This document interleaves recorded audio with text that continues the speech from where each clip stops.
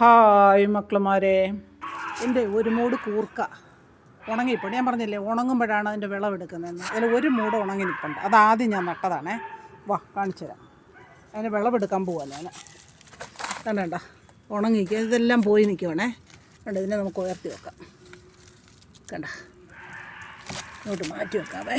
ഓരോന്നിനെ എടുത്ത് ആദ്യമേ നട്ടതാണ് ഇതൊക്കെ. അപ്പോൾ ഇത് പടന്നപ്പോഴത്തേനാണ് ഞാൻ വേറെ ചട്ടികൾ വേറെ 2-3 ബാഗിലൂടെ ആക്കിയത്. അപ്പോൾ ഞാൻ പടന്നപ്പോഴത്തേന് കുറച്ച് മണ്ണിട്ട് കൊടുത്ത്. അപ്പോഴാണ് ഇങ്ങനെ ആയത്. കണ്ടോ, ഞാൻ മണ്ണിട്ട് കൊടുത്തപ്പോഴത്തേന് അതിനകത്ത് നിറയേച്ച് പിടിച്ചിട്ടുണ്ട്. കണ്ടോ, അയ്യോ, അതുകൊണ്ട് ഇതിനകത്തെല്ലാം ഉണ്ട്.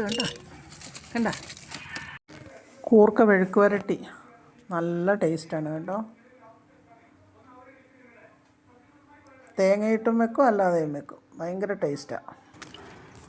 ഈ കൂർക്കയില്ലേ, ബീഫിൻ്റെ കൂടെയും പന്നിയുടെയൊക്കെ കൂടെ ഇട്ട് വെക്കും. ഭയങ്കര ടേസ്റ്റാണ്. അല്ലാതെ തന്നെ നമ്മൾ ഇറച്ചിക്കറി വെക്കത്തില്ലേ, ഇറച്ചിക്ക് വരെ ഈ കൂർക്കയും തേങ്ങ കൊത്തിയും ഉള്ളിയൊക്കെ ഇട്ട് നല്ല ടേസ്റ്റാണ്. പണ്ട് അമ്മച്ചി വെക്കുമായിരുന്നു.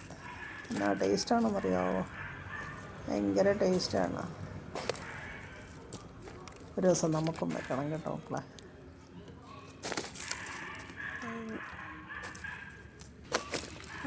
ഉണ്ടാവില്ല, മകത്തോട്ടല്ല മക്കളതാ.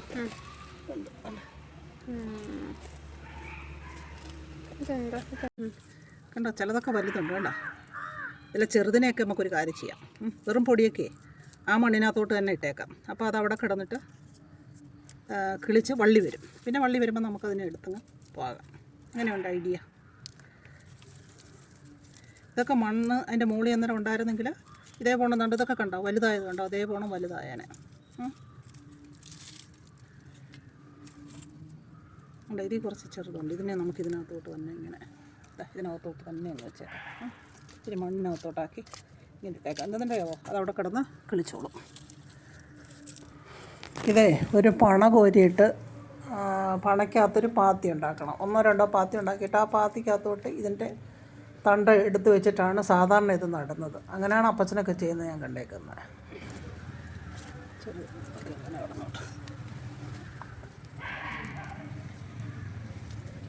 ഇല്ല, ഈ വെറും പൊടി പോലത്തേക്ക് നമുക്ക്